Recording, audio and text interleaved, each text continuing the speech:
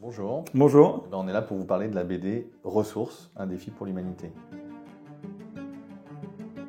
Le projet de la BD Ressources, c'est faire connaître au plus grand nombre cet enjeu incroyable des ressources qu'on extrait de notre environnement, dans des mines, dans des carrières, et qui vont intégrer tous nos objets technologiques. Et donc la question, c'est de savoir si à un moment, on aura un souci de pénurie, ou au contraire, on va aller vers un monde d'abondance.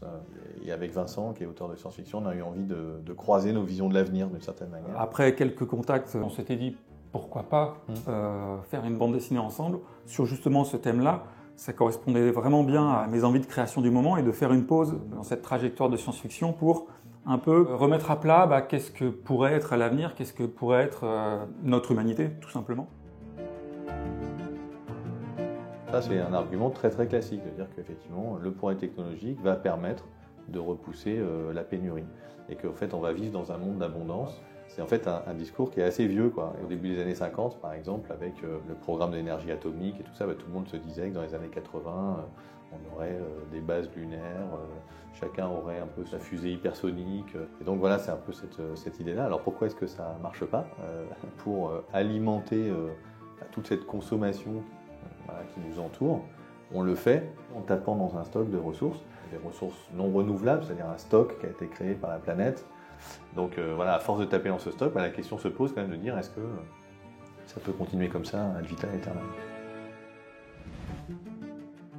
C'était un exercice vraiment très intéressant en fait de replonger dans la matérialité des choses, dans tous ces objets qui nous entourent, toute cette connectivité, toute cette lourdeur technologique telle qu'on la vit tous les jours.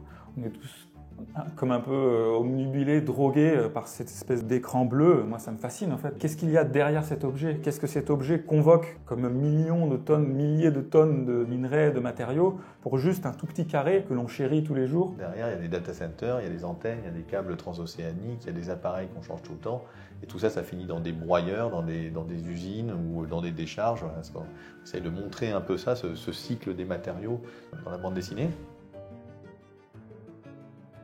Ça, c'est plutôt les promesses de Jeff Bezos, Elon Musk, qui nous expliquent qu'on va conquérir le système solaire et au-delà peut-être. Donc ils utilisent ces rêves-là pour finalement alimenter leur business, quoi. C'est-à-dire qu'ils nous expliquent qu'on va aller sur Mars, mais c'est surtout pour faire du tourisme spatial, quoi. Ce qui fait que tout ça ne fonctionne pas, et on consacre un chapitre à la question, c'est la puissance de la croissance.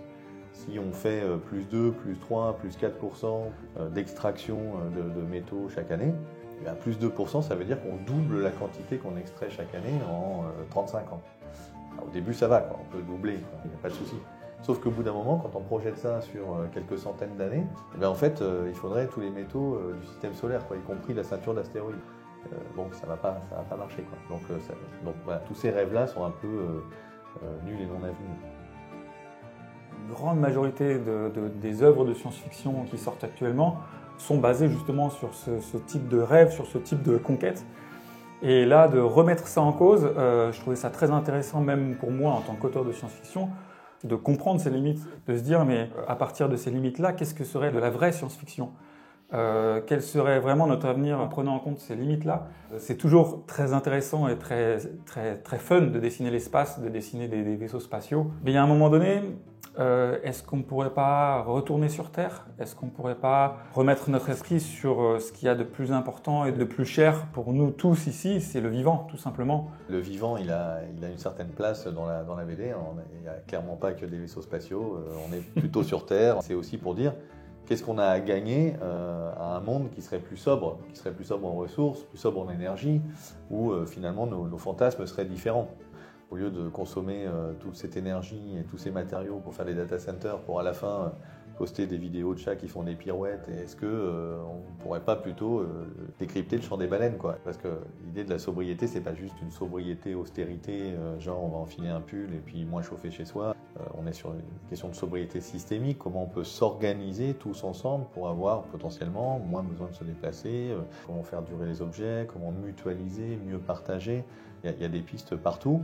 À la fin, c'est pas un sujet technique, quoi. C'est un sujet social et culturel quelque part. Et donc ça embarque en fait l'ensemble des réflexions de l'humanité.